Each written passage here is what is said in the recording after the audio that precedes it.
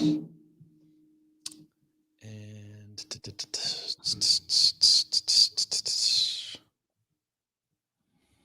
all right, I think we're ready. How about you? I'm ready. All right, let's go. 3, 2, and 1. Well, hello, everyone. Welcome back to another episode of Persuasion by the Pint. I'm Jonathan Taylor, along with Sean McCool. Sean, we're going to be talking NLP and copywriting. Something we talk about a lot, right? NLP. Don't we talk about that all the time here? We seem to cover that from time to time. Everybody loves it, so keep talking about it. Yeah, we're not. Here's the key. Here's the trick. Do you know? Yeah. Do you know what it stands for? As much as we mentioned it, do you remember what it stands for? NLP. Yeah. Norwegian something platform. I don't know. Norwegian language platform. There you go. How about that? It's close enough. Close. All right. Good. Just want to make close sure. Counts. That's it. That's it. We'll take that and then we'll I guess welcome our guest on with that. Yeah. So instead of RBS, she's going to be bringing BSS to the show today. So we have joining us. I'm going to read her bio and then I'm going to bring her up. She is she's the founder of the Brain Science Selling, a digital marketing approach combining neuro-linguistic programming techniques with advertising and marketing strategies aimed to help entrepreneurs increase revenue. And so we're going to be discussing that today. We're going to talk about how it can be applied to sales copy, copywriting, all types of advertising. And with that said, obviously, I forgot to mention her name, Valerie Fisher. She's joining us all the way from Manila, a whole 10 hours away, right? 10 hours in the future. Yes. Yes, in the future. So hello. Valerie, welcome to the show. Good morning. You give some applause there, especially from someone joining us 10 hours away, right? Yes, you're talking 12 hours. Is it 12 hours? 12 hours. Depending on where. If it's Eastern, it's 12 hours. Exactly 12 hours. Wow. Wait. So what time is it there? It's 4:33 a.m. Oh my. That is anybody that gets up that early to join us on a show. I mean, that's incredible. Yes. Well, I'm glad to see you both today. I was listening right before this, this conversation. I was listening to your last episode. It was only one of you, so I'm glad that you're both here. Yeah. So which episode was that? I was thinking let's see, the last episode. Yeah, it was just the two of us. Yeah. We were talking some Ogilvy, which I'm sure you're familiar with. I think I was listening to the one with the doctor. Was that the last episode? Ah, okay. It was a few episodes ago. Yep. Yeah. Very good. Well, thank you. Thanks for joining us. I mean, this is like incredible that you would get up. I mean, you don't normally, I can only imagine, do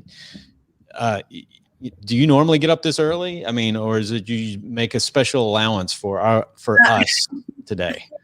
For today, I made a special allowance for today. I'm based in the Philippines, and coaching and online training is a baby industry. It's very new, and if I want to target a larger market, I have to go international, and it's part of it's part of what I have to do to achieve that.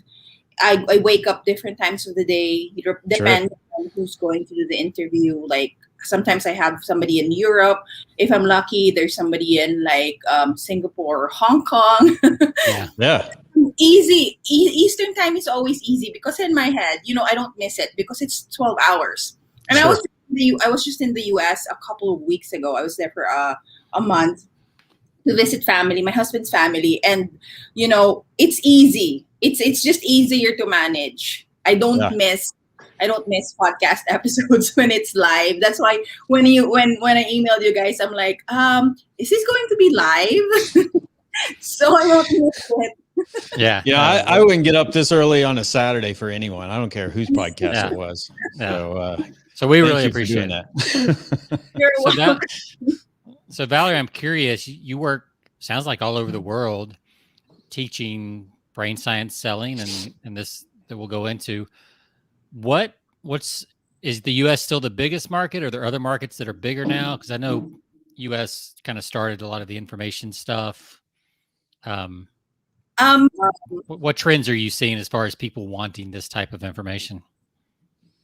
It's still basically mostly in the US because it started there, at least the concept of neurolinguistic programming, and it's slowly being rolled out to different countries. As I mentioned, here in the Philippines, even NLP at the very basic, plus coaching and training, they're both very new. Mm-hmm. So I am, if you frame it, which is actually one of the things that I will discuss. If you frame it different ways, you can say, it's very new, there's no market for it. But if you frame it in a positive way, you can actually say, I'm at a very good position to launch it because I'm one of the first. And I also actually trademarked brain science selling because it's so new. No one has claimed it yet, even outside of the Philippines. So I'm at that position where I can still do that. But right now, I am seeing more and more people include brain science strategies or brain-based strategies in different ways. Mm-hmm. I'm just lucky that I was able to, start ahead of them and claim this concept. It's so funny when you mentioned BSS because when I started this business last year, I was actually a chief marketing officer before this business. And, I was starting to train people initially, mostly here in the Philippines, and real estate practitioners, because that was my former industry. And it was only this year that I found and discovered that there's a whole industry, like millions of people, maybe like coaches of different kinds. So I joined Facebook groups, and one of the guys, when I mentioned what I do, like what I didn't have a name for it yet, combining neurolinguistic programming plus marketing plus digital strategies, he actually said that's total BS. And so I turned it around and I said, yes, why not call it BSS? Right. It's again. Another reframe for it. Yeah. So instead of BS, it's brain science and brain science selling to be exactly right. Yes. I love it. Yeah. That's interesting. I remember probably, I don't know, 8-9 years ago, Michael Masterson, Mark Ford, he said he was really going to push his kids to like study Chinese and Eastern languages because he thinks that's the untapped market for the next generation. If you're going into the business world, Jonathan and I are old. You look much younger than us, Valerie. So I think, I think you're right. I think you're poised exactly in a great place. And if you can bring that into that world and just that whole region, that's a pretty amazing opportunity. So are you familiar? I'm just curious. Are you familiar with Sean D'Souza? We've had him on our show. He's the psychotactics. We've had him.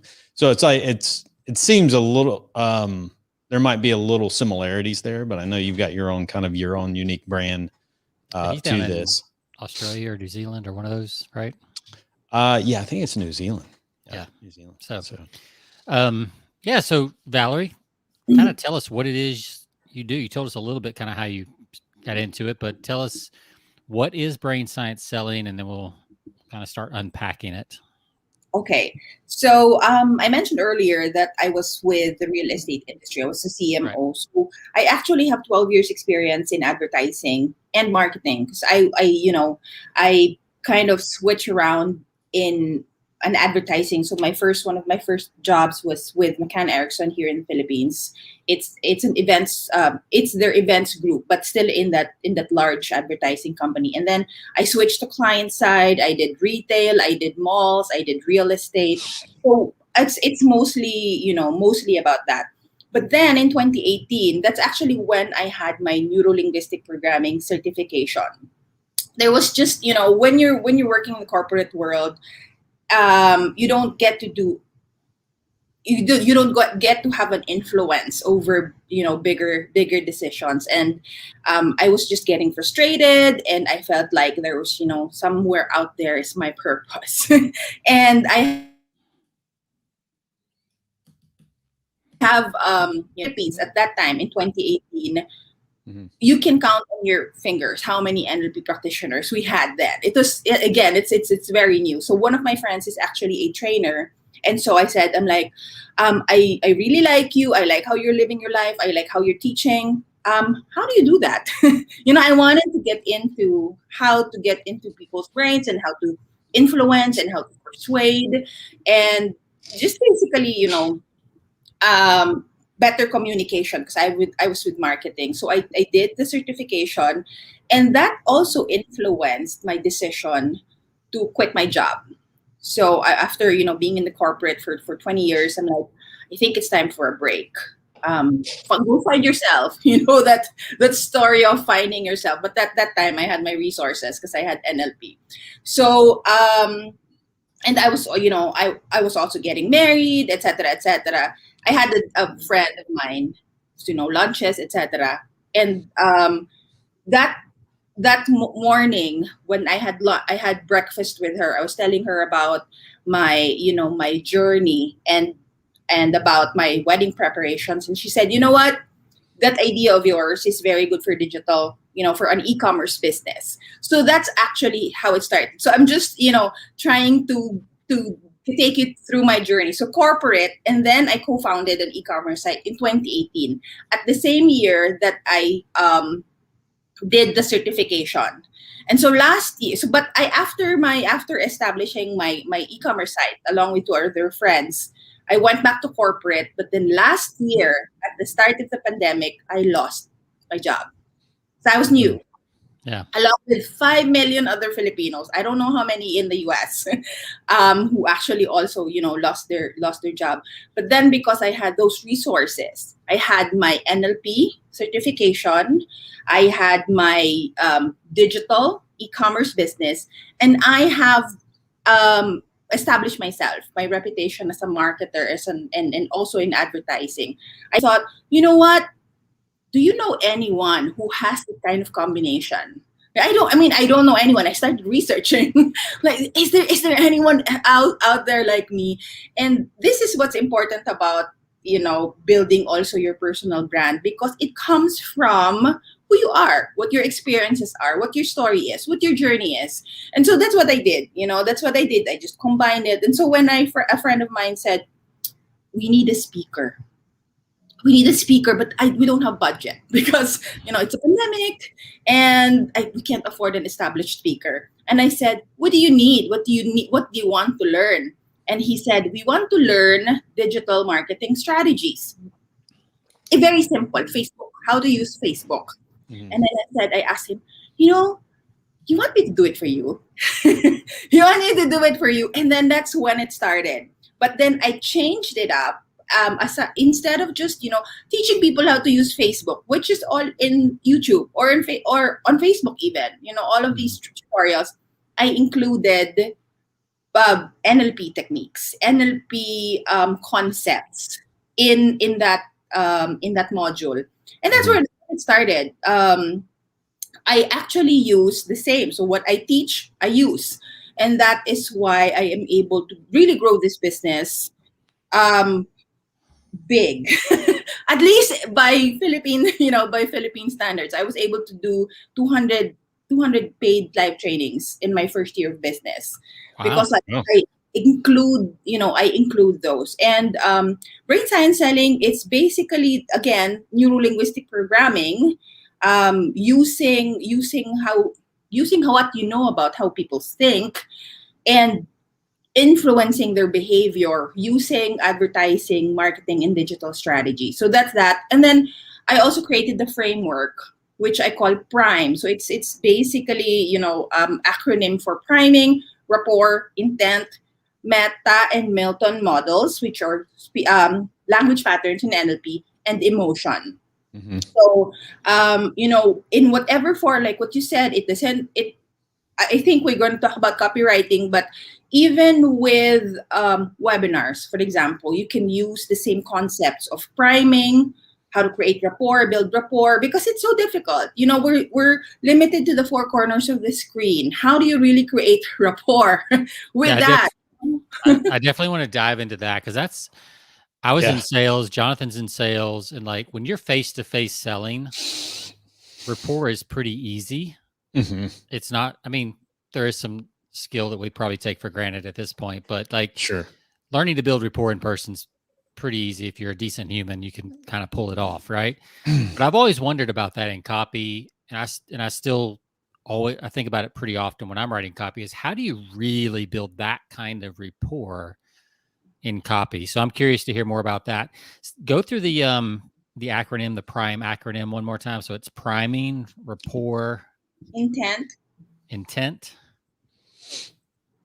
Intent with what? With your social media, website, all your digital platforms, I guess. Oh, I'm not looking at the cheat sheet, right? Jonathan's looking at the cheat sheet. And M is Meta and Milton. Meta and Milton. So those are language patterns and emotion. Okay, cool. Well, that's very cool. Like that you took, the corporate background that probably gave you a lot of organizational skills and all kinds of other stuff. And then what was your e-commerce business? I'm curious, just what type of, was it like a physical product or it's a can you physical not? product. Okay. Yes. When I was, when I quit my job to start, prepare for my wedding, my wedding concept is very unique. It hasn't like my brain science, it hasn't been done. It was pre-colonial. If you see, I'm very, patriotic. I have Philippine-made products behind me, and the same way with brain science selling and coaching, I take it with me. So it hasn't been done before, and so I was complaining to my friend, why is it that we don't have access to beautifully made, beautifully designed products from all over the country? Because we're in an archipelago. 7,600 islands. And we don't have access to that online. I had to go to the north, to the south, to the middle. I had to really procure them for myself, go there physically. And I was just, complaining. We have this one trade fair every year where, they showcase the best of the Philippines for international buyers that even we Filipinos can't buy. And we went there and I'm like, how come you're not selling this to me? I'm Filipino. I'm the one who's supposed to enjoy this. And they're like, I'm so sorry, ma'am. This is for export, whatever. I'm like, that's not fair. And so I was complaining to my friend. She's like, that's a very good insight. It's something that we need. It's something that we need in the Philippines. It has to be accessible, so hence online. It has to connect people from different parts of the Philippines. Again, using the digital platform. And so we kind of put them all together into this one website, curated products into this one website. And then we sold through Instagram, through Facebook, and of course, through many other means, Google Ads, etc. It's called Pinas Sadya. Pinas is slang for the Philippines, and Sadya means has two meanings in two different languages here. Sadya means purpose in Tagalog, and Sadya also means joy or happiness in Bisaya. So when you put them all together, Philippine-made products that give you joy and pride about nice. and purposeful products that give you joy and pride. That's pretty cool. So yeah, I mean, the fact that you've got corporate experience, physical product experience, and all that goes into that, the website, all the stuff, NLP, and now you're teaching selling through digital courses. I mean, that's definitely a pretty well-rounded background right there. So, so Jonathan, what did you want to cover as far as, I know we talked about copy. I'll let you kick off. Yeah, I would like to dig in and maybe unpack some of the NLP concepts. And some of those, I know you sent me a few of those, like that kind of reminded me, like, obviously framing, pattern interrupts, which are really important in everyday, you got to interrupt somebody to get their attention first and foremost. Triggering the, here's what I love this, triggering the amygdala. For some reason, I always have trouble saying the amygdala. Amygdala. You gotta make fun of it, kind of like it's easier to say. Can you have a fancy accent? Yeah, so let's just go through those. So, because I'm curious to see, some of these things are taught in copywriting, but I'm curious to see like the nuance and the difference from someone who's done NLP and other things, because that's where you can really pick up skills and enhance your skills for those listening. Is like the little nuance differences, and a little idea here, a little idea there really stacks your skill. So let's just kind of go through these. And Valerie, let's talk first about pattern interrupts and kind of how you define those, and give us a few examples. Okay. I actually prepared. I wrote them down again so that I have stuff to share with your community and with your audience. So pattern interrupts. Basically, our brains are lazy. Okay, we're lazy. It's lazy. It follows patterns. It follows patterns and it stays there. That's why it's hard for people. It's hard for us to change. Sometimes, even just little changes, not necessarily big ones. So, for example, you are a real estate entrepreneur. Okay, most probably your Facebook page will all be amenities, houses, your products, your discounts, or getting people to sell you their homes, etc., etc. That'll be your feed. That'll be your feed, whether it's personal or business page. That'll be your news feed, and it becomes a pattern. When it becomes a pattern, your audience will just gloss over because they will already know what you offer. So what you have to do to get attention is to post something else. Post something else that is still relevant to your business, but not necessarily a picture of a house, a picture of a swimming pool, or your a call out of some sort. If you're into music, like what I said, you have to embrace it as a personal brand. If you're into music, post a Spotify playlist of what you listen to motivate you in your business, or what you have to play, what you can play while you're showing your clients their future homes, to also highlight the other modalities, because we're not all visual. So you're also tapping the auditory part. So interrupt patterns. This is also why I personally use TikTok, because I'm known to be strict, very professional and corporate. So when they see me doing TikToks, it's like, oh, that's new. It doesn't matter. It doesn't. But I still have, I still include brain science selling in my TikToks. But it's new. It's different. It's not. My usual. In the same way, if you're selling products, because our profiles reflect what we usually sell, or our services. So that's one way of doing a pattern interrupt. So let me just make sure I'm understanding. And so let's say that I was going to market to real estate agents, right? So most people are sending them how to get more leads and blah, blah, blah. And like, there's probably lots of stock photos of houses and happy families and things like that. And one of your suggestions, which I love, was a picture of a Spotify playlist, which is going to be different than what they see in their feed. And it's like best music to play during your open house or during a showing for your house. So then it's informative, which we talked about last week on the show, Jonathan, about like, advertising that informs, is really powerful. Absolutely. So, I mean, that's a great, and there's probably a lot of niches where you could do something like that. Like, cause it is like, everyone wants to see, I think everybody's going to slow their scroll unless it's a musician to see what's on the playlist. Right. Sure. Yeah. Cause it's just kind of fascinating to see, like, my Spotify is hooked up to Facebook friends, and I'm amazed at what my friends listen to. Sometimes I'm terrified, to be honest. It's like, really, you listen to that? Interesting. So yeah, that's a great tip.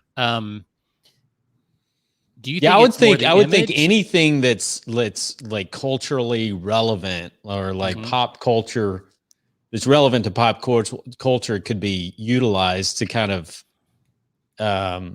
you know, stand out?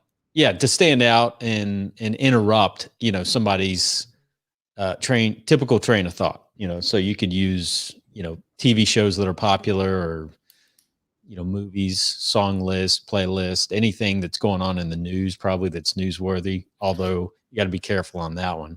Yeah, for Um, sure. So Valerie, I'm curious, like, is there I've heard things, because NLP, there's a lot of people that kind of half know NLP, like Jonathan and I, and we're not certified. right. But like, is there some truth to like having a person's face is more engaging, or is there certain colors that are more engaging, or does it just really depend? You just want to kind of go opposite of what's there? Like, what's the key thing to create a good pattern interrupt? A friend of mine who's also a real estate agent, so she posts every day in this Facebook group for real estate owner, for real estate practitioners every Okay. day, and she only gets 1 or 2 likes every time, or whatever it is. If it's a call out for new brokers or whatever. One time, I told her, you know what? Put your face in your layout. Put your face, just your face. Mhm. He got 60, and this is a friend of mine who just asked for advice. 60 leads because she Yeah. put her face in there. In this digital space, it's so easy to be scammed. It's so easy not to trust. So when you have put your face there, it shows that you're a real person, and it's Mhm. easier to get people through that journey of know, like, and trust because they see you're a real person. So yes. Okay. So Yes. pictures are good. um Yeah. in in terms of color, you mentioned color. There, different people interpret it in different ways. For me, color, you have to know who your target market is. We fall into the trap of using colors that are our favorite. Right. My favorite color is blue. But is that the color that my audience will like? Is that the color that they will resonate with? When I started my business, I thought it will be for millennials because they're more digital natives. Mhm. So my colors were millennial pink, baby blue, in my news feed. Then Yeah. when All I those yes, soft colors. pastel. When I checked my Facebook insights, apparently my market is between 35 to 50. So the older ones. Mhm. The, and I had to change my color. So it's a deeper shade of blue, deeper shade. If instead of pink, it's actually now more red, not bright red, but just a deeper, deeper shade of red. So that's, I think, in terms of color, you have to know who you are talking to, and will they appreciate that, will they resonate with that color. So that, for me, that's my tip for at least that color psychology. All right. So let's talk about the next one, which is using senses. Yes, using senses. I recently wrote an article about what marketers can learn from K-drama or Korean drama. Like what you Mhm. said, it's pop culture, at least here. I think so, Yeah. also maybe in the US. Well, K-pop is big here. I haven't heard of K-drama yet, but I'm sure it's coming. Mhm. It's probably not just my thing. I could ask my 20-year-old. She might know. Yeah, so K-pop, K-drama, what marketers can learn from K-drama. And I mentioned there, to when you watch, okay, if you have any listeners or viewers who are watching today, if you watch K-drama, you will see there that they tap all the senses. Visual, auditory. In NLP, we call it VACOG. So visual, auditory, kinesthetic, olfactory, and gustatory. So 5 senses. Okay, so they show you, beautiful stars, beautiful K-pop artists. That's your visual. They have amazing soundtrack. Okay, amazing soundtrack. That's auditory. Kinesthetic, feels. They will show you the different seasons to Mhm. make you feel like you're there, to make you feel the cold, to make you feel the heat, to make you, you really feel the leaves falling in the fall, or you can see the cherry blossoms in the spring. And then olfactory and gustatory. 90% of the K-dramas that I see have people eating or cooking Korean food, like even with the steams from the noodles, etc., etc. And I feel that that is part of what makes it such a huge phenomenon, because the viewers are taken through all of their senses. Mm-hmm. Faculty. We all have, we all learn differently, we understand differently, and digital is mostly visual. But you don't have to be limited to just visual. That's why even with my pattern interrupt, I include auditory. I include the auditory people, because you don't want to alienate them. What will you have to offer to auditory if it's mostly just visual? What about the kinesthetic individuals? What about those who are triggered by smell and by taste? What do you have to offer to them? So you have to make sure to present your product in a way that it will come alive in different senses. Mm-hmm. So, for example, you're selling, pastries or cinnamon rolls. What does it look like? How big is it? Is it as big as your palm? Is it sticky? The frosting. Is it sticky in your fingers? What does it smell like? Does it smell like your childhood? Something like your grandmother, used to make for you? Mm-hmm. What does it feel like? Is it is there lots of sugar in it? What does it taste like? So it's that, and even it's not limited to just copy. You can also use that when you do your webinars. Sure. Explain, and even for all of you also who do webinars or do trainings, so Zoom trainings, for example, I always start my Zoom trainings with music. Mm-hmm. With music that's already priming. Remember the PRIME? So that's already priming my listeners to anticipate and to prepare for what I will teach them. That's our building rapport. I choose my music depending on who will be listening. So, for example, I teach brokers, or just this morning I was yesterday, I was teaching makers and artisans, so Filipino. I played Filipino music because that's already building rapport. That's people like people who are like them. That's basically the rule of rapport. So when you play music that will resonate with them, that they will probably like. So if they're older, I play 80s, 70s, 90s music, because they're brokers. Most of the brokers here in the Philippines are that. If my target market are freelancers or digital marketers, I play 90s or K-pop or even Filipino music. That's already part of using the senses. Yeah, Jonathan, did you notice that we were in the oldest category of music? 80s music. 80s. But it's funny. Whenever I hear an 80s song, that does. Yeah. That hits the senses. You it takes just you back. Get pulled in. It takes you back. You start picturing times when you first heard that song, or when that was the most popular at the time, when that song was at the peak of popularity. Yes. Yeah, and already, so just two of these things in, and what we're noticing is you really have to know your avatar and who your market is. Yep. To get these things right. So I think we get the idea on the senses, and some of that's language, pictures, visuals, sounds, all that kind of stuff. Just be more aware of trying to incorporate all five senses, even if it's just describing, because obviously you can't do touch necessarily online. No. Unless you have them reach out and touch the screen for faith healing or something like that, I guess. I don't know. You can describe how it feels. Is it soft? Is it hot? Exactly.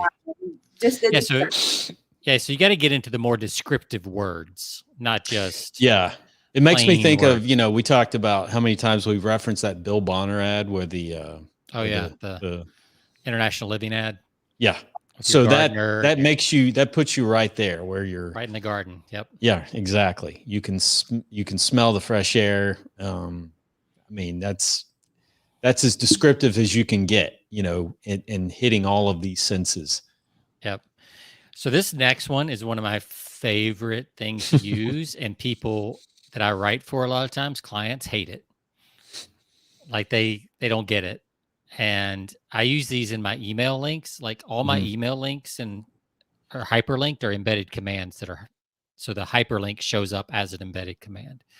So tell us, Valerie, a little bit more about embedded commands for those who don't know. It's the same. So, like when I mentioned using senses is also priming, embedded commands is also priming. I see a lot of marketers, business owners, when they post on Facebook. So they describe, for example, this is what I'm selling, this is the location, the price, etc. And at the end, they will have a call to action, which is good. Which is actually also good because many other people also miss that. They're afraid to sell. They're not comfortable to sell, so they don't even include the call to action. But the thing is, you have to be able to prepare your customers' brains to accept your call to action at the end. So using senses, we use adjectives. In embedded commands, we use verbs. So it is really a combination of all of these, what do you call this, words. So for example, I will, or even in this conversation, I can say, I know that you're already enjoying this podcast. So that, and I need you to follow me on Facebook and Google my name, etc. When these are embedded in different parts of this podcast, for example, I'm already saying, even if it's not yet the end, I'm already asking you, follow me on Facebook. Right. I know that you're learning a lot from this. I know that you're listening. Mm-hmm. So at the end, if I do my call out, it's already there. It's anticipated. Yeah. So it's already an embedded command. So it can, in videos, so webinars, as I mentioned, or even when you go live, like right now. I don't know if you noticed this, but when I want something highlighted or spotlighted, if it's a verb that you want them to do, you pause. Okay. You pause and then you mention it's kind of like a hypnotic conversation. So you pause to highlight, so people will be like, okay, 1 or 2 seconds, what is she gonna say? And then you embed your command. Absolutely. That's very powerful. Like, because the anticipation, like what most people don't realize that in talking, that's very effective. That pause. And I think a lot of people are uncomfortable with the pause and they don't do it. They rush through, where they're missing out on one of the most powerful techniques, in terms of presentations, especially in webinars like you're saying. There's a reason why there's pauses in music. Mm-hmm. Also because of that, to highlight the whatever the the composer or the musician wants to highlight. So yeah. So those are 2 implementations of an embedded command. When you write it, so 3 to 4 suggestions in your email before you do a call to action, same way with your Facebook post, social media post, whatever, and then you pause when it's in video format. Very cool. All right, let's talk about framing. I love framing. I like framing Sean. Look at that. He's got everything listed right there. I'm working on it. All right. So give us some examples of framing. Okay. Yes. The way we see things is mostly a reflection of who we are, not really of the thing that we are describing. So it's in our brains, the way that we see things, the way that we frame things. Okay. So there's actually 2 ways of doing framing. One is the positive bias, and then the second one is loss aversion. So with positive bias, example, okay? So example, you go to a supermarket. Do you do groceries? The 2 of you, do you? I don't. My wife does it. Or we do pickup nowadays. You don't Yeah. even have to go in the grocery store. No, You just, there's a magic notepad on my fridge, and I just write stuff on it, and then it appears like a week later or That's 2 right. days later. That's how it works in my house. It's better than delivery. Like I just write it down and it shows up. Okay, so when you're in the meat section, for example, and then you're made to choose between two kinds of meat. One has 75% lean meat, and then the other, okay, those are the same. That's the same thing. 75% lean meat or 25% less fat. But it's in the way that you frame it. Okay. Right. So the positive bias is what you will get, and then the loss aversion is what you will not get. And both works in different ways. Both. An example of a positive frame, okay, another example of a positive frame is when for example, you go to the doctor's office and the doctor will say, you have to get surgery. In that surgery of 100 people, 90 of them survive. That's positive bias. If you say 10% of them die, that's loss aversion. It's yeah. it's two different ways, but there are also other implementations or executions of positive bias. Say, which sounds better in the Philippines? If I say, again, real estate, because I have a lot of clients who are in the real estate business. If I say 450,000 peso discount, okay, versus close to 500,000 discount, which sounds better? It's $500,000. The million. When you frame it that way, the million sounds better. In the same way that when you describe your discounts, you can also, write them all down. The zeros look better than 10%. Because when you put all those zeros together, it was big. Yeah. Right. So that's an example of how you use framing positively. In the same way, or in the opposite way, the loss aversion is say, you're actually losing 40% in sales because you're not getting my product. Versus my students' results, they report 40% increase in their sales. So when people feel like, I'm losing 40% sales in my product, especially when you write that down as an email subject line, for example, you're losing 40% of your sales. We hate losing. We don't want that. That's why there's a thing called FOMO. We don't like losing. We don't like missing out, and that's when loss aversion works. Okay, so those are two different ways of framing things. Framing in terms of you can again use it in your script. You can use it in your emails. You can use it in copy. So many ways to use framing. So do you just have to test to see if positive or negative works better with your crowd, your offer? I mean, is there a way to, any tricks on knowing? Experiment. In 2020, we had to learn everything we needed to learn in 10 years in 1 year. That's why we need to do a lot of experiments. We also need, it's critical that you know who you're talking to. If you're saying again that your market is millennial or the FOMO market, maybe it's more of loss aversion because they still have things to prove. They still want to achieve things, so they don't want to lose. Whereas if you're talking to the Gen Xers or to the Boomers who are already set in their minds, maybe what you can it's better to teach them framing of what they will gain instead of what they will lose. Is there an advantage or disadvantage? Like right now, there's a lot of stuff, at least here in the US, that's very fear-driven. Yeah. So is it good to go against the norm, or should you tap into what the dominant narrative is? You can. There's actually the next portion is triggering the amygdala, which is related to your question. Let's jump into that. So that's triggering the amygdala, Jonathan's favorite word. Amygdala. For me personally, in terms of content, so content marketing, social media, I would rather, depending on your brand, your vision, your purpose, etc. I would rather be the light. I would rather be an inspiration.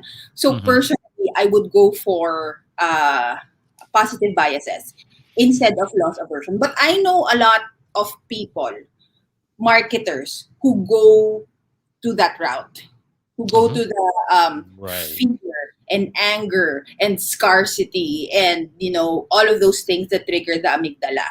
And it's okay. It's also powerful. That's not my brand.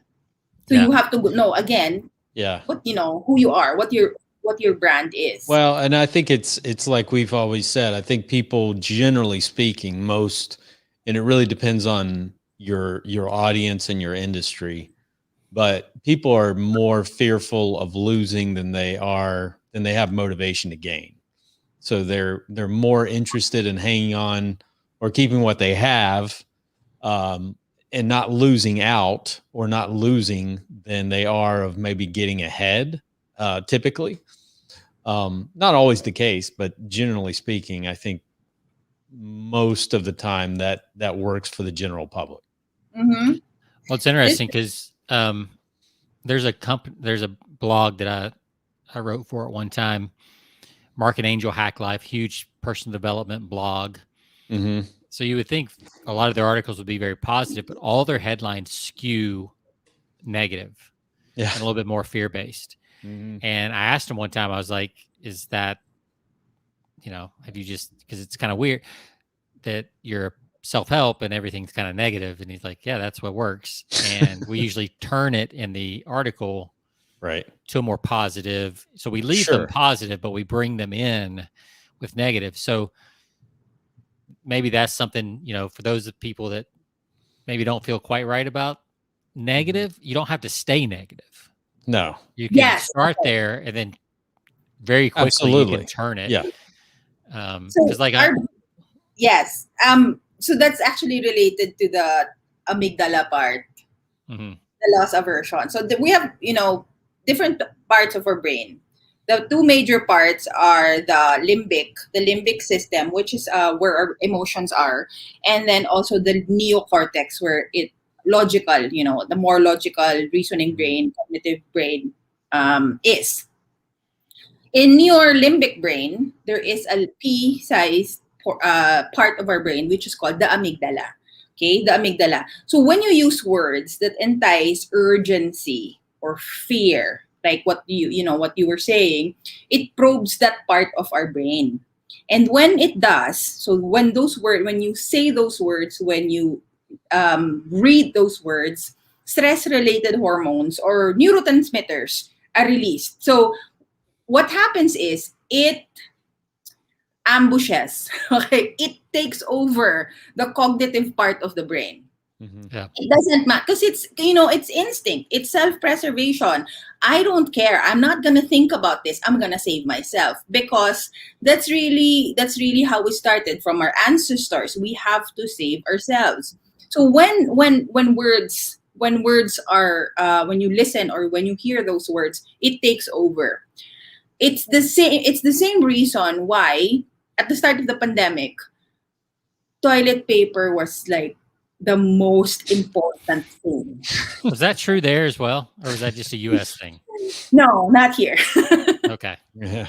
That was just us. Yeah. Or, many parts of the world, because what people were seeing and hearing and, seeing people getting, I don't know, like millions of rolls of toilet paper, Yeah. you see, and you get scared. Yeah, that image makes you just, when you see empty shelves, I mean, that whole image conjures up fear. Yes. Like, what are we gonna do? Yeah, there's a famous, I think it's Spanish proverb. I actually used this as a headline in one of my promotions a long time ago, but it says fear or civilization and anarchy are 3 meals apart, meaning like, or 5 meals apart, something like that. So basically like a day and a half. And it, you could kind of see that when shelves start going bare, people start freaking out. So absolutely. Yeah, it's like a real thing. That's why it's common practice to focus on your customer's pain problem, fear, sense of urgency, because they will really do it. Like here, so right before the pandemic last year, one of our volcanoes erupted. Okay, so and I called my husband because I was in the office. I said, "Can you drop by the grocery store? We need masks because there was ash fall. Okay, we had ash all over, so we needed a mask. The ones that we eventually used during the pandemic, but there were no masks anymore because of the. What did my husband do? He got the construction mask. So the amygdala took over it.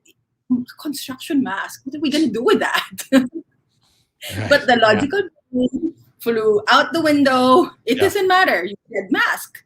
Yep. Yeah, that's right. Exactly. It's interesting. So, is there anything away from the NLP, but going kind of towards brain science? I know that's partly brain science, but have you seen does fear always work better, or but forget about brand for a second, but it feels like fear always works better, but is there a way to use positive reliably? Any science on that? Any research on that? I know positive psychology is coming on, and we're learning things about positive psychology, things like that. There's actually no, at least the ones that I've been reading so far. It really depends. I think it's a preference. Okay. Also depending on your objective. If you want, I believe if you want immediate sale, fear is good. But if you want loyalty, the positive psychology, I think, works because it's more long term. It's more sustainable. It's not just sale. It's building relationships. It's building trust. It's building loyalty. So, like when I said earlier, I would rather be the light because that's how I want to sell eventually. Sure. It's not like buy from me now because you're losing 40% of your sale. And then what? Just one time? Just a one-time thing. You're not building a relationship. You're not building a brand. Right. So again, it depends on your communication. That's a great point. Do scarcity. When I had a birthday sale, and I told them you only have 3 days. If you do, or it's gone forever. And when you say it's gone forever, it should really be gone forever. Mm-hmm. We also do that for Pinasadya, our e-commerce site, because we do what do you call this? Select. So we only have 3 or 5 pieces of the weaves because you can't really make the same weave, the same exact weave. So when we create our products, there's only 5 pieces. And when we say it's only 5 pieces, I will show you the 5 pieces and why why it's unique. And then it's gone. So it works. Yeah, that's that's something I picked up from Dan Kennedy for information products, or especially more live events than anything. Is you can honestly say that live event will never happen again, right? You'll never have that group of people, that group of speakers at this moment in time, all gathered together. You never know what connection you're going to make. That's a way to really make a live event special and unique and a one-time offer. As opposed to, it's just, the annual conference that we do, right? Right. No, you're at a unique place in your time, in your life, in your business. We got a unique set of speakers. We've got a unique group of people. It'll never be duplicated. And that's true. Yeah. And that kind of urgency, I think, is very powerful. And people, it's just believable because it's true. When you start trying to do all this other fake stuff, people see through it. Yep. Yes. And like you said, you lose loyalty. Yeah. People catch on. And even if they don't catch it at first, they will find out. Oh, yeah. They'll see unless you've got just amazing tech guys that can tag and, do all the tagging and all that stuff where they don't, and exclusions and all that stuff. But with people using multiple emails on multiple service, it's really hard to hide your stuff. So you got to be careful for sure. Yeah. Yeah. Well, we're getting close to the top of the hour, so I want to kind of start winding down. And Jonathan, we covered the big 5, but I want to just go over those again. They're pattern interrupts, using senses, embedded commands, framing, both positive and negative, and then triggering the amygdala. So, Jonathan, did you have other stuff you wanted to jump in? No, I think we've covered a lot. I mean, I would ask, where can does she have? Because I know you've got a lot of resources. You got, obviously, we're going to mention your website, but are there some things that you've got out there people can learn more? I know you got a YouTube channel. I think you do a podcast yourself, I believe, Valerie. Is that right? Yes. I have a podcast. It's called Chain Market. It's really new online business owners. Basically people who are, just because I started this business in 2018. So they probably started, most of them probably started last year. Yeah. And it's easy to feel alone in your journey. And so I invite business owners also who share their stories so that my market, my community, my audience will not feel so alone. And then they learn also from these people who are not so far ahead of them. Because the thing is, when you invite guests or when you invite people who are so, like they're already successful, it's difficult to put yourself in their shoes. Because you're already seeing their highlight reels, but you're not seeing their Instagram stories. Right. You're not seeing what's really happening behind the scenes. So it's easier to relate with the newer ones. And so that's my show, Change Makers. And you're actually showing all of my sites. So the Brain Science Selling, again, I house them on TikTok. And then I post them on my other social media channels. It's not necessarily, you don't have to grow all of them. I use, for example, I use Twitter to get information on journalists who need, people to interview. So I use that. I use Instagram for my guests who use Instagram. I use TikTok to house my Pattern Interrupts. I use Facebook. I use Facebook mostly for local, and then I use LinkedIn for international. So what I'm saying is you have to know your market so that you know where to grow it. You know which one to grow. Don't grow them all. You don't have to. Okay, you don't have to. So I just have it there because I find different reasons and uses for each of them. Sure. That's very cool. So I'm actually just starting a TikTok channel too. So we'll have to follow you. So I have at least one follower, or I'll follow you. Follow me back, please. Yes. Because I'm actually using it as a kind of a fun place to just be silly and just because that's kind of, to me, it seems like it's a very entertainment based platform. Absolutely. Yeah. And just a chance. So I got a couple characters that I'm going to do for the platform. So we'll see how they work. The unicorn. Won't be doing the unicorn, but I've got. What's a unicorn?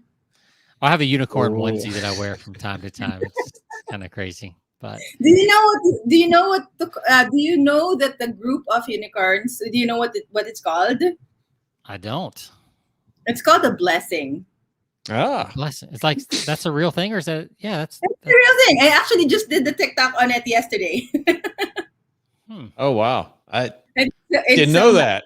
I didn't even know there was a flock of. So it's a blessing of unicorns. A blessing of unicorns. I would have said a flock or a herd. I would have gone with either bird or horse. I wouldn't have gone with it. That's interesting, because a lot of times I think of unicorn as a one-off, but I guess they are a blessing. Yeah. A lot of them. So I guess they pretty unusual to see a herd or a group of unicorns. Usually only seen those. You just see one at a time. Right. You think unicorn, one of a kind, but I guess it's more the unicorn. Right. But exactly. So, all right. Yep. Well, Valerie, this has been fun. We're going to talk about our beer here a little bit, but we really enjoyed having you on. Thank you. And I hope that, your listeners or viewers had something to learn from me today. You can follow all of my social, wherever you are, you can follow me there. And so Brain Science Selling, it's something new. I do live presentations, team corporate trainings, and I also have digital courses on my website. Valerie Fisher, and that's spelled, do I have it pronounced correctly? Fisher? Yes, Fischer. Yes, FISCHER.net, not .com, and we'll post that in our show notes. Sean's got the little streamer going down at the bottom, but we'll certainly be posting a link. Valerie, thanks so much for joining us. We've enjoyed it and love talking about this stuff. It's great. Yeah, go back to bed. Yeah, or get some coffee. Either one. There you go. There you go. Hey, take care. Have a great rest of your weekend. Thanks. Bye. Bye. Good stuff. Yeah, very good stuff. Man, that's dedication to getting yourself out there, isn't it? Yeah, exactly. Man. I love that. She's got some good stuff. I love that. We'll go through. I'll post a list on our show page that we've gone through with the 5 NLP techniques to incorporate the pattern interrupting, using senses, embedding commands, framing, and triggering. That fun word. Yeah, triggering the thing. The thing. The little almond-sized thing in your brain. Yeah, and I've got timestamps for you. I'm trying to class the joint up a bit. I've got timestamps for you. Oh wow! Look at you, Send man. those over. All right. Well, what do you you're just now opening them, and I'm almost through with mine. No, this is my second one. Oh, this is your second. Okay. I didn't even notice you drinking. That's so sly. I was. So I poured it and everything. Talk about pattern interrupts. Like, there's going to be people that skip the first 10 minutes of the show because they don't like us bantering on about beer, and now they're like, I feel like I missed something in the beginning, and now they're talking about beer. Like, what's going on?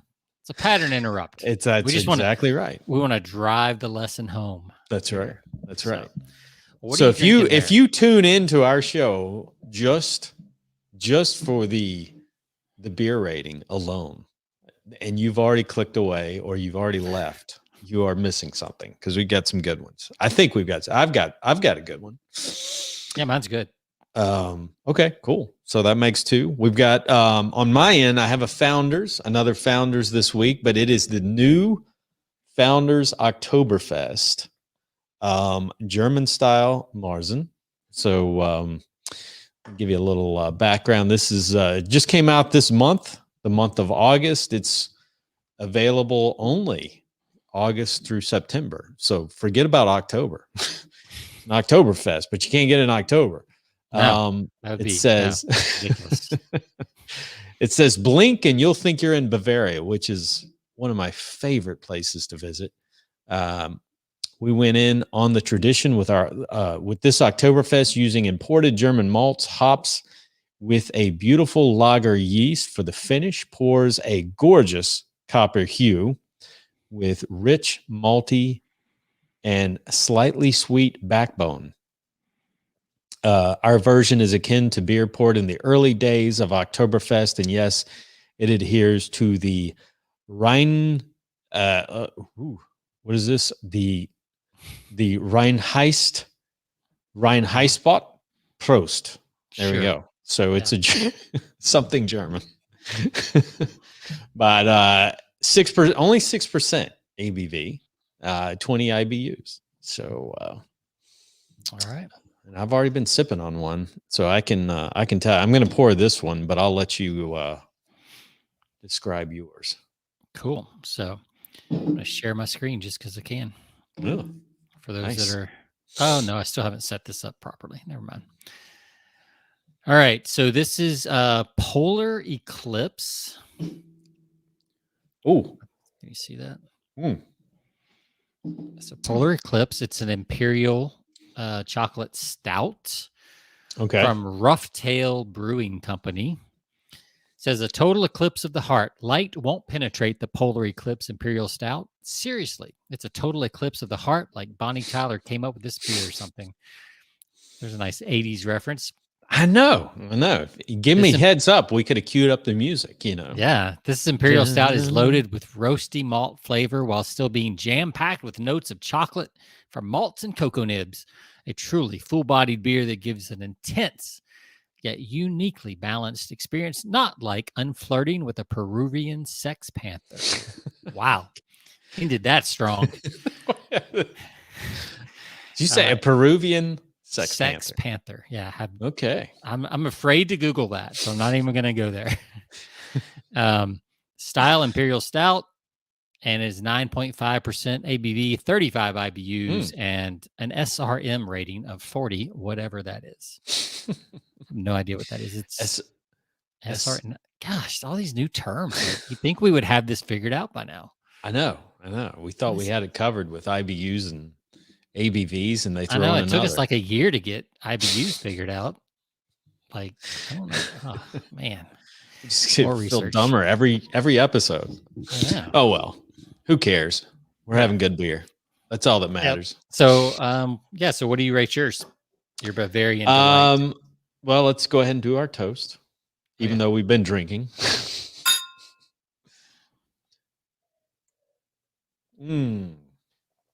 So this is absolutely fantastic. This might be this would be close to being a 5 pint. It's not going to make it there quite. Oh, so close. I teased it. It was very close, but I would give this another 4. I think I gave last week. I had a 4.9. I will give this one a 4.9 this week. It is all that right. good. Yeah. So Founders, I got to give Founders some applause, because 2 weeks in a row I have had a 4.9 from Founders. Yeah. So you guys better give us some sponsorship dollars. I have to reach out to them. Yeah. I mean, goodness, they can afford it with the prices of their beer. Yeah. All right. How about yours? We've had a nice run here, and I think it's going to continue, because I'm going to give this a 4.5. It's just, wow, man, it's exactly what I want when I reach for an Imperial Stout. Another one. Yeah. So I mean, you go 4 or 5 or above, you're in good company. You're in good company for sure. Not too sweet. You know, a lot of these, especially as they get to 9-10%, can get like too sweet. But this is right in there. So yeah, very good. Polar Eclipse, Imperial Stout, NLP, good Sex stuff. Panthers, Peruvian Sex Panthers. We've got it all on this show. So to close out, just some odds and ends before we wrap up the show. Sure. A couple of books I've been going through this week. So I know we've highlighted or we've talked about this book, but always love kind of going back through this one, Scientific Advertising. Yeah. So just a reminder for anybody, for our audience members, this is a great one to go. I mean, a lot of people this thing has been repurposed so many times and republished. There's a million publications of scientific advertising out there because the copyright or whatever is expired, so anybody can publish the book. I think Brian Kurtz has the rights now. Oh, he does. Oh, yeah, okay. So you have to get it through him. Oh, wow. That's the I'm sorry, that's Breakthrough Advertising. My bad. Yeah. Yeah, because there's I intentionally bought the hardcover because I wanted a physical copy, so I ordered a hardcover version. But I've had so many copies of this in PDF, and people giving it away for free, and they give Claude their Hopkins. own. Yep, Claude Hopkins.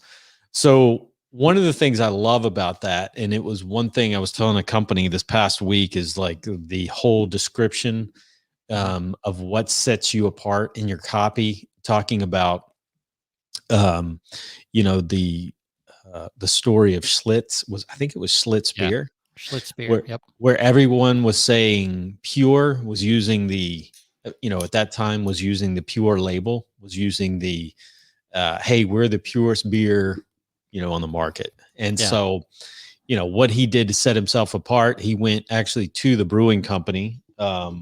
He looked at their process, how they sterilized their bottles, their whole process from start to finish, and started documenting that and said, why don't you guys talk about this? Well, everybody does it that way, right? And so he's one of the first to actually put that into copy, the process of how they make their beer so pure. And, it set them, they went from number 5 all the way back up to number 1 in beer sales, just because that's the one thing that separated them. That's the one thing that kind of set them apart, was that they actually explained it in layman's terms, what it meant to be pure in a superior beer. And if you think about it, like a lot of the brands that are household name brands. I always think of Bounty, the quicker picker upper. Mm-hmm. You know, back then when scientific advertising, the Schlitz beer campaign, they didn't have video. Yeah. It was all Nope. print. Right. So that was about as close as you could get to demonstration. Mm-hmm. Is a little drawing. They kind of showed Sure. the different plates of glass and how it was, Yeah. you know, filtered 6 times or whatever it Mhm. was. Yep. Yeah, when you can draw out or demonstrate what Oh, yeah. pure means, Sure. yeah, it takes it to a whole new level for sure. Yeah. So yeah, that's Absolutely. it's good. Yeah, it's those kind of books, man. You can just keep going back to and keep getting new things because you know you're at a different place in your life. You've Yeah. you know tried more things, and you just get a different little nuance every time you go through those classics. Mm-hmm. So yeah, that's Well, that the whole story brought it to mind in a conversation I had with a company this week that said, you know, this is the way we do it, and we have 10 other competitors, and they pretty much do the same thing. And I said, Mhm. well, you That's a better problem. figure out, I mean, how to do things, how to at least tell your story differently than them, if Yeah. that's what you are, because then it's always a race to the bottom in terms of pricing. You're just another commodity. So Yeah. surely, you know, there's a way to determine, you know, through your process, there's a better way, there's a better process, a better market, or Yeah, if a only you better knew process. if only you knew a copywriter you could recommend to have come Absolutely. in and have take a look There you around go. and see what they Yeah. could find. That's right. That's right. Sign me up. Yep.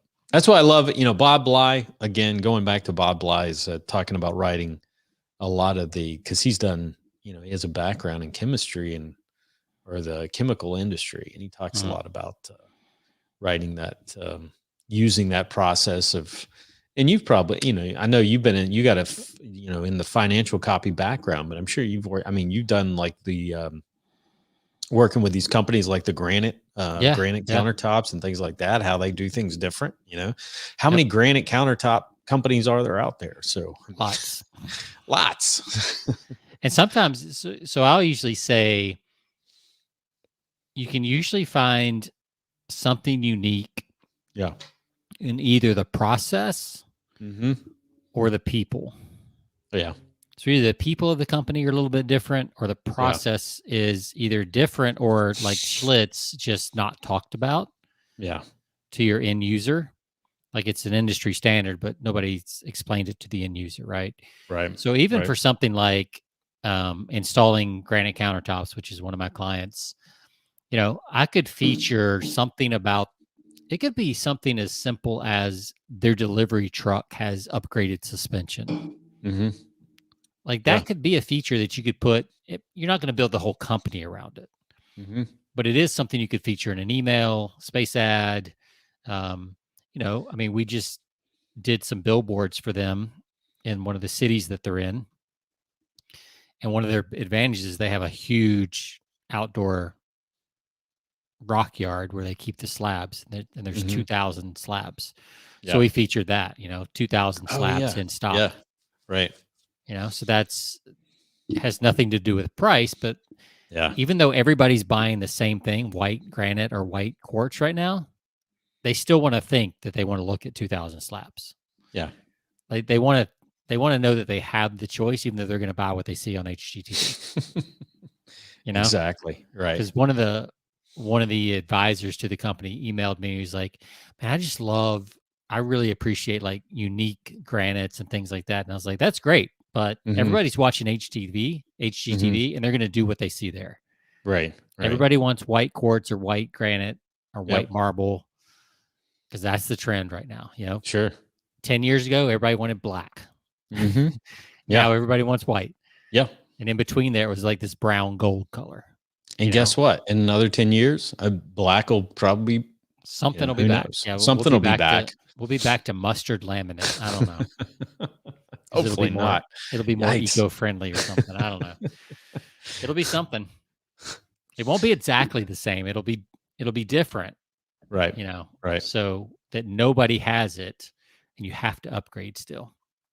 So yeah, it's usually either people or processes. Well, you mentioned the suspension. What does it mean? What does that that enhanced suspension on delivery trucks mean? You said that.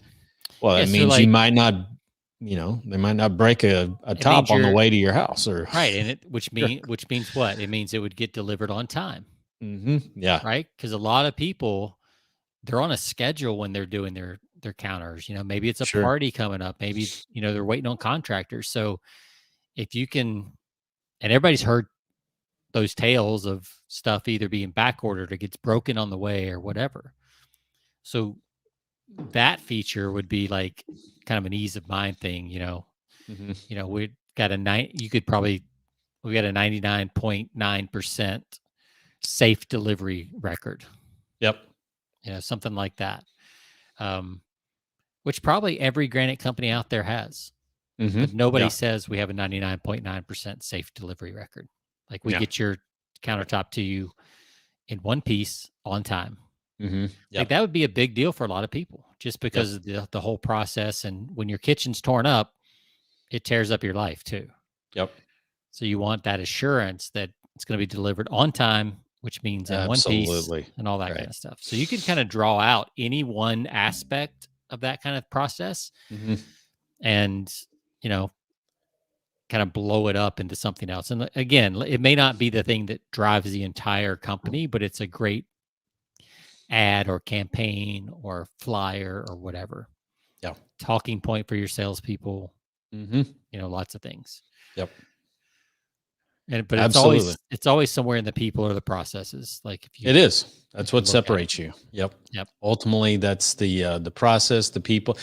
Products are pretty much all the same, but you're right. People and the process by which you do something a little bit different, a little bit better. So and or even if it's like Schlitz, even if it's the same, has anybody talked about this one aspect so that it feels different? Yep. Right. So yeah. All right. Last book I want to mention real quick. I won't spend time on this, but I'm just going to mention it to our audience. I've actually been reading some of it. And maybe we'll talk about this one next week on maybe a flight. And I might even try to reach out to to the author. It's a great book. It's called Brag Better. Master the Art of Fearless Self-Promotion. So I like it. It is really good. It's got some. It's a bold cover. Yeah, I know the cover's pretty attractive, but really, there's like 3 chapters in here that really are just spot on. So, totally recommend the book. We'll try to talk about it next week because we're running short on time. Yeah, but I'm going to make a note to bring up some of the takeaways from that on our next episode. Yeah, and I've got a book I'm reading. From Alex Hormozy, $100 million offers. So maybe next week we'll just do a little book roundup. Sounds good. Yeah, next episode. Good. All right, sounds like a plan. All righty. All right, well, guys, thanks for listening. As always, you can find us over at persuasionbythepint.com. You can find us on all of your platforms: Stitcher Radio, iHeart, Spotify, you name it. And as always, you can reach out to us at persuasionbythepint@gmail.com if you have questions. And Sean, it's been fun, man. We'll see you guys next time. See ya.